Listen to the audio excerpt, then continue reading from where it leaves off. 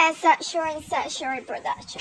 Reproduction is one of the characteristics of all living things. Each kind of organism has its own particular method of reproducing, but all of these methods fit into one of two categories: asexual reproduction or sexual reproduction. In reproduction, each new organism obtains a set of chromosomes from its parents or parents. Chromosomes are long threads of DNA found in the nucleus and the cell, and it contains sets of instructions known as genes, as we'll find out in chapter 17. These genes vary slightly from one another in different individuals. Asexual reproduction involves just one parent. Some of the parent cells divide to produce new cells that contain exactly the same genes as the parent cell, and so they are said to be genetically identical. They grow into new organisms which are all genetically identical to each other until they single parents.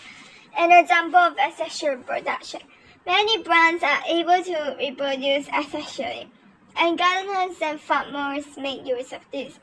Asexual reproductions can quickly and efficiently produce many new plants, all genetically identical to one another. This is advantageous to the grower if the original plants have exactly the characteristics that one does, such as large and attractive flowers or good flavors or higher. Potato, for example, reproduce using stem tubers. When it is warm enough, some of the plant stems grow normally and produce leaves above the ground, which photosynthesis.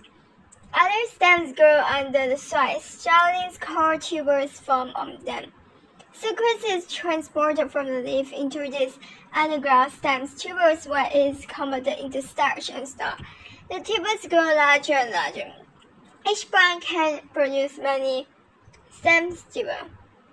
The tubers are harvested to be used as food. Some of them, however, are safe to produce next-year's crop. These tubers are planted underground, where they grow shoots and roots to form a new plant. Because each potato plant produces many tubers, one plant can give rise to many new ones. To get even more plants, each tuber can be cut into several pieces. As long as each piece has a bud on it, it can grow into a complete new plant. Tubers form stems that grow on or under the ground. Bulb eyes from which new shoots will grow each year. Next year, each tuber grows into a new plant. Plants are not the only organisms that can reproduce asexually. Bacteria, for example, reproduce asexually when one cell splits into two cells. Even some simple animals can reproduce asexually. A tiny animal called Hydra, which lives in fresh water and is related to sea anemones, reproduces asexually by growing buds, which develop into a young Hydra before breaking away from the parent. The buds on these hydras are most ready to break away and start an independent life. Sexual reproduction. In sexual reproduction, the parent organisms produce sex cells called gametes. Eggs and sperms are examples of gametes. Two of these gametes join and the nucleus fuse together. This is called fertilization. The new cell which is formed by fertilization is called zygote. The zygote divides again and again and eventually grows into a new organism. The zygote contains chromosomes from both its parents. It can have any combinations of their genes. Sexual reproduction therefore produces offspring that are genetically different from each other and from their parents. Gametes are different from ordinary cells because they contain only half as many chromosomes as usual. This is so that when two of them fuse together, the zygote they form will have the correct number of chromosomes. The cells in a human body each contains 46 chromosomes. In sexual reproduction, cells, intestines, and ovaries produce gametes with half the number of chromosomes. When the male and female gametes join together, a zygote is formed which has the full number of chromosomes. In most organisms that reproduce sexually, these are two types of gametes. Female gametes tend to be relatively large and they do not move. In plants, the female gametes is a nucleus inside an ovum. In animals, it is called an egg. Male gametes are usually much smaller, and they can move. In plants, the male gamete is found inside the pollen grain. In animals, the male gametes are called sperm. In humans, there are two sets of chromosomes in each cell. One of these sets came from the father and one from the mother. Each set contains 23 chromosomes, so in total there are 46 chromosomes in each body.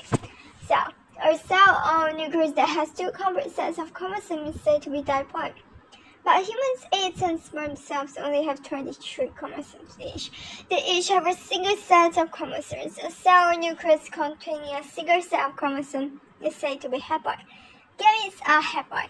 When the eggs and sperm fuse together, fertilization, the zygote which is formed will therefore have 46 chromosomes, the normal number. Zygotes are diploid. It's important to realize that not all organisms have 46 chromosomes. For example, the cells of a eucalyptus tree has 22 chromosomes. The male and female gametes each have 11 chromosomes. When the gametes fuse together to produce a zygote that has 22 chromosomes.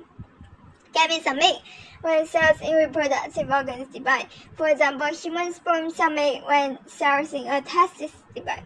The gametes inside pollen grains are made when cells in anther divide. Normally, when cells divide, they do so by a process called mitosis, which produces new cells that contain exactly the same number and type of chromosomes and genes as a parent.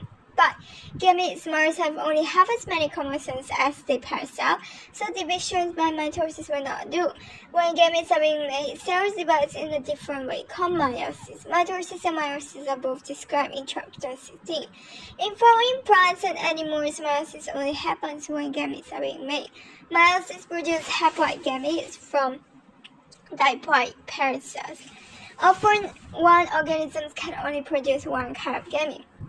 Its sex is either male or female depending on what kind of gamete it makes.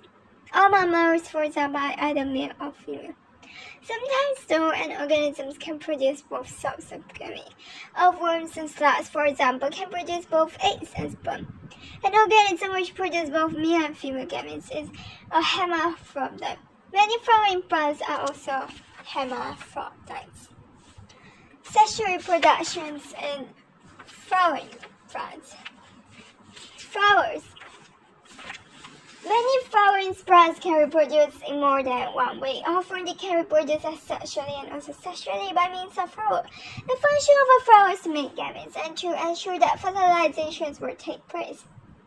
It illustrates the structure of an insect-pollinated flower, and it also shows flowers of Euxarthia, which makes both male and female gametes. So it's a hermaphroditic flower. Most but not all flowers are hermaphroditic. It's a hermaphroditic flower. Makes both male and female gametes. On the outside of the flower are the sepals. The sepals protect the flower while it's a bud. Sepals are normally green. Just inside the sepals are the petals. These are often brightly colored. The petals attract insects to the flower. Inside the petals are the stamens. These are the male parts of the flower. Each stamen is made of a long filament with an anther at the top. The anther contains pollen grains, which contain the male gametes. Stigma, style, ovary, ovule, receptacle, flower stalk, nectary, sepal, petal, and the filament, which is stamen. And then stigma, style, ovary, ovule is capilla. The female part of a flower is in the center. It consists of one or more carpel. A carpel contains an ovary. Inside the ovary are many ovules which contain a female gamete. At the top of the ovary is the stalk, which with a stigma at the tip. The function of the stigma is to catch pollen grain. The female parts of different kinds of flowers vary. One of the different is the arrangements of the ovules in the ovary. Stigma, style, pollen grains caught by stigma, ovary wall, ovule, receptacle. The male gametes are inside the pollen grains which are made in anther. It illustrates a young anther as it looks before the flower opens. You can see that the anther has 4 spacers inside, which are called pollen cells. Some of the cells around the edge of a pollen seed divide to make pollen grain. When the flower buds opens and the spring open, now the pollen is on the outside of the anther.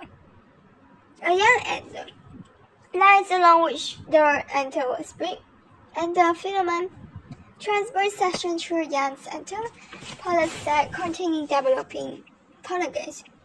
Transverse section through mature anther, mature pollen grains. Pollen resides a fine part is often yellow. Under the microscope, you can see the shape of individual grain.